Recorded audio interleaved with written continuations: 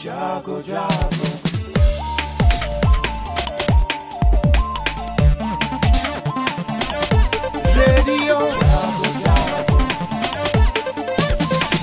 Radio जागो 90.4 FM। नमस्कार श्रोताओं, ये रेडियो जागो 90.4 FM है और आज हम आपकी विशेष मुलाकात कराने जा रहे हैं हरदोई के पुलिस अधीक्षक केशव चंद गोस्वामी जी से। और आज का युवा से लेकर बुजुर्ग तक इंटरनेट का इस्तेमाल अपनी सुविधाओं के लिए कर रहा है, लेकिन साथ ही साथ आज युवा और बुजुर्ग जो इंटरनेट को इस्तेमाल कर रहे हैं उसके प्रति उनमें जागरूकता की कमी है। साथ ही साथ इंटरनेट के बेहतर इस्तेमाल को कैसे किया जाए इसके बारे में भी लोगों को अंदर जागरूकता कम है। और ये इंटरनेट की जब ठगी होती है इसके माध्यम से तो ये एक क्राइम है और इस क्राइम को रोकने की जिम्मेदारी पुलिस ने ले रखी है। तो आइए आज आपको विशेष मुलाकात में केशव चंद गोस्वामी जी का हम रेडियो जागो 90.4 FM में स्वागत कर रहे हैं।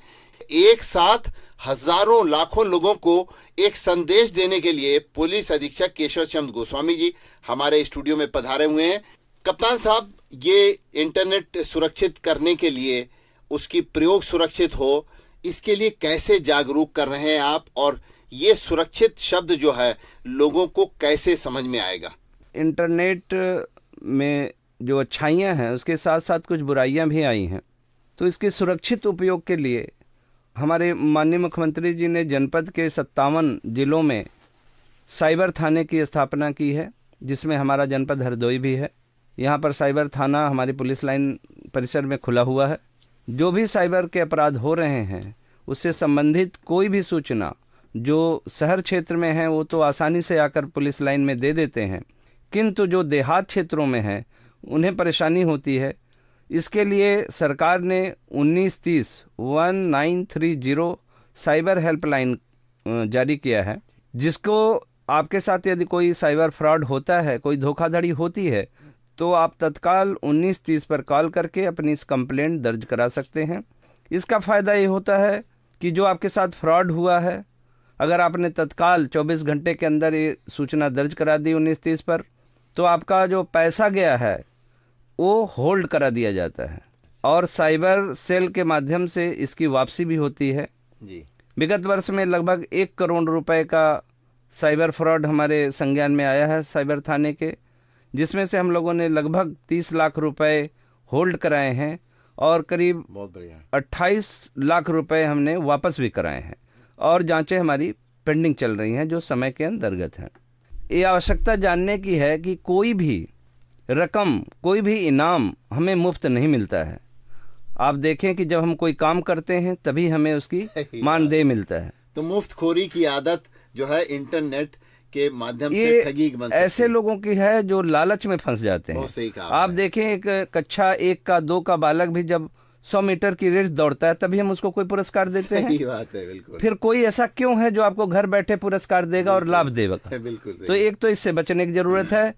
अनवांटेड जो भी उसमें डाली जा रही कि आपको ये कर देंगे तो ये मिल जाएगा, उससे बचें, यानी लालच से बचें। लालच से बचें। लालच ही इस अपराध का मूल जड़ है। बहुत बढ़िया बात। दूसरी बात कि जो आपके पास लिंक भेज देते हैं कई तरह के कि आप इसको लिंक पर जाएं और आप ऐसा करें तो आपको ये प्राप्त हो जाएगा। आप देखेंगे कि ये लिंक हमेशा उसी फोन पर आता है जो फोन आपका बैंकिंग से जुड़ा होता है। जी। दूसरे फोन पर ये नहीं आता है।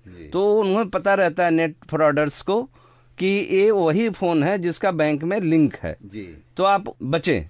और यदि गलती से कोई बाई फोन आपको कर ले रहा है, ट्रैप हो जा रहे हैं, आप अपना पिन कोड बता दे रहे हैं, अपना आधार नंबर बता दे रहे हैं, अगर इस तरह फ्रॉड में बते तो तत्काल आपको लगता है कि आपके पैसे कट गए, मैसेज आ जाता है, तुरंत 1930 पर आप संपर्क करें।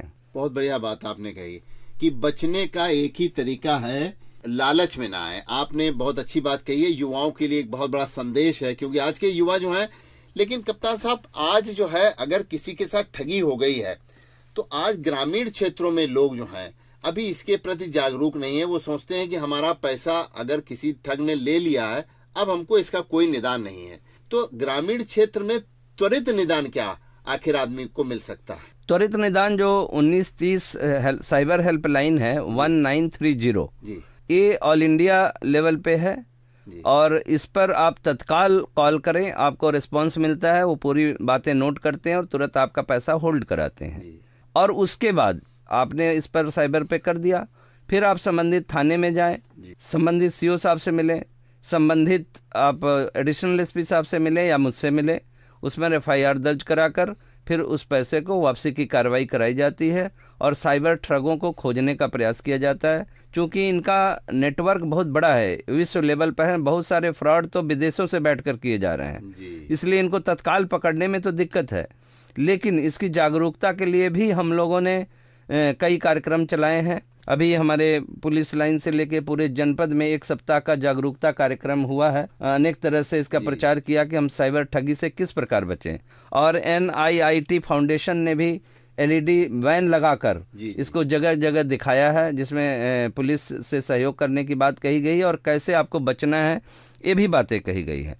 इसके अलावा हमारे यहाँ जो सोशल मीडिया सेल है उसके द्वारा भी हम X के माध्यम से, फेसबुक है, इंस्टाग्राम है, सभी पर हम लोग इसको प्रसारित करते हैं कि साइबर अपराधों से कैसे बचा जाए, किसी भी लालच में न पड़े। ये फ्रॉड तभी करने में सफल होते हैं जब उनकी बातों में आके हम कहीं पैसा दुगना करने के चक्कर में पड़ जाते हैं या फ्री लोन, घर बैठे लोन लेते हैं। आप बैंक में जाते हैं तो आपको 10 दिन लग जाते हैं कार्रवाई करने में, तो घर बैठे कौन लोन देगा आपको? इतना सोचना चाहिए। कहीं पैसा फ्री नहीं मिलता, हमेशा मेहनत से मिलता है और परिश्रम ही एकमात्र साधन है जिसके द्वारा धन कमाया जा सकता है। तो अतः ऐसे लालच में न पड़ें और ऐसे कोई भी लिंक आते हैं तो तत्काल हमारे साइबर थाने को सूचित करें और 1930 पर कॉल करके बताएं। प्रॉपर मतलब इसमें रिस्पांस मिल रही है और अभी VPN अलॉट नहीं हुआ है, अभी जल्दी हमारे थाने को VPN अलॉट हो जाएगा तो FIR सीधे हमारे पुलिस लाइन पर और ऑनलाइन भी होने लगेगी। यानी पुलिस लाइन में जो एक साइबर थाना खुला हुआ है, इसमें आपका VPN नंबर जब आ जाएगा तो यहाँ पे सीधे लोग अपनी FIR लॉन्च करा सकेंगे साइबर क्राइम से संबंधित। जी बिल्कुल। तो ये जो अभी थाना खुला हुआ है पुलिस लाइन में, अभी ये साइबर क्राइम के लिए क्या काम कर रहा है? ये भी साइबर क्राइम के लिए जो हमारे थानों पर रजिस्टर हो जाते हैं या 1930 पर जो कंप्लेंट दर्ज हो जा रही है, जो मेरे पास आ रहे हैं, CO साहब के पास आ रहे हैं, एडिशनल साहब के पास आ रहे हैं, तत्काल हम लोग एक करके पैसा जो होल्ड कराया जाता है उसको वापसी की कार्रवाई करा रहे हैं और लगभग 30 लाख रुपए हम लोगों ने वापस भी कराया है जनपद में।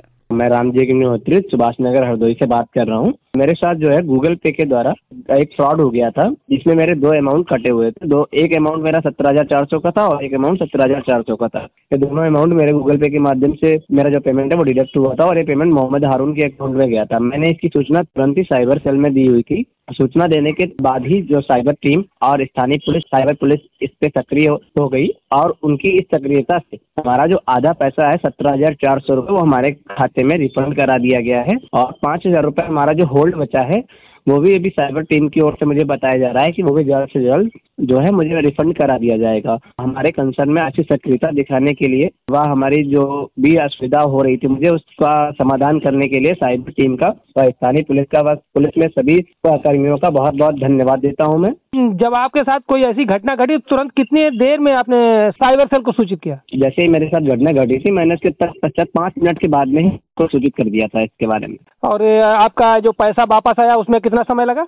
देखिए उसमें तो साइबर सेल के द्वारा एक थोड़ी सी लंबी प्रक्रिया हो जाती है, थोड़ा सा समय लग जाता है, तो लगभग 1 से 1.5 महीने के बाद में मेरा जो पैसा था वो मेरे अकाउंट में आ गया था।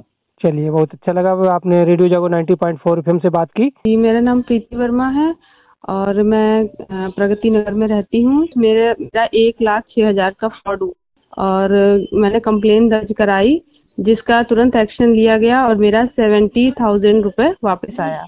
और इंटरनेट आजकल के समय में बहुत ही जरूरी है, इस वजह से हमें इतनी सुविधा मिली जो हमारा पैसा आधे से ज्यादा वापस आ गया। तो सुना आपने बैंक खातों से ऑनलाइन ठगी का शिकार होने वाले लोगों को किस तरह साइबर सेल की सक्रियता से जालसाजियों द्वारा ठगा गया पैसा वापस मिल सका। सब सचेत हों और याद रखें हेल्पलाइन नंबर 1930। रेडियो जागो 90.4 FM हरदोई के लिए महेश मिश्र।